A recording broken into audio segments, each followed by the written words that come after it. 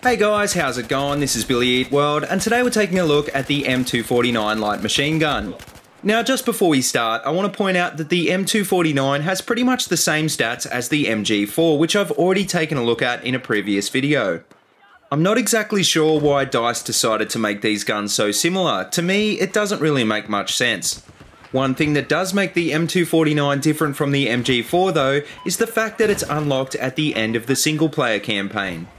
Being that the single player in BF4 is fairly short, this means that you should be able to unlock this gun a lot sooner than the MG4, which is the last gun in the LMG unlock tree. But anyway, let's take a look at the stats of this gun and see how it performs in game. There are a few stats that make this gun stand out as one of the best LMGs in game, the most important being its 200 round capacity. It takes a long time to burn through 200 rounds, and this makes it a perfect weapon for laying down suppressive fire and chaining together long kill streaks. As a trade-off, it reloads painfully slowly, taking 6.2 seconds to reload. This is something that's bound to get you killed quite a bit, so managing your reloads is something that you're gonna have to master fairly quickly.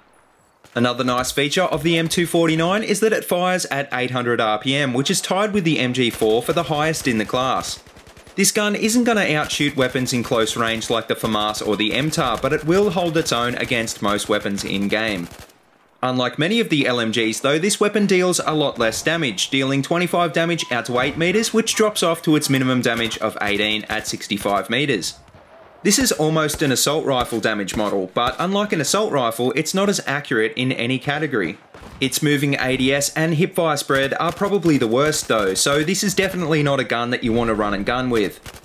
Now, when compared with the MG4, the only real difference in stats is that this weapon has slightly more horizontal recoil, whereas the MG4 has slightly more vertical recoil.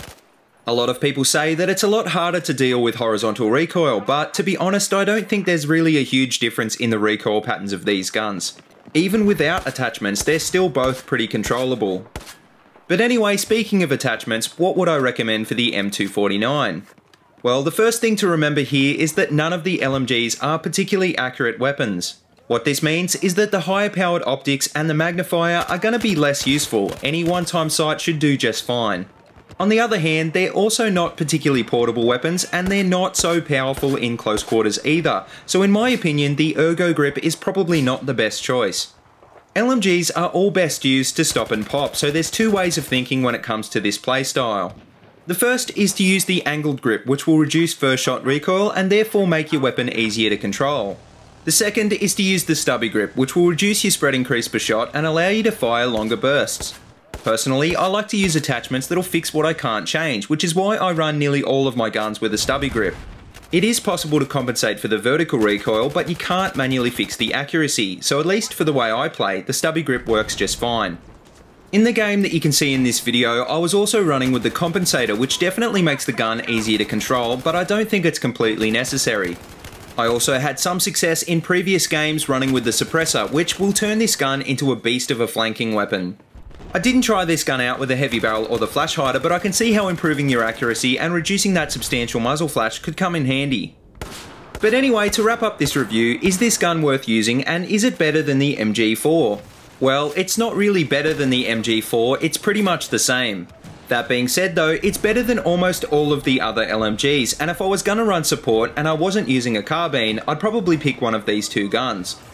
Most of the guns in the support class are pretty average to say the least, but the M249 and the MG4 are both decent enough for most engagements. They're a little less in your face than a carbine, but they're definitely more useful in many situations.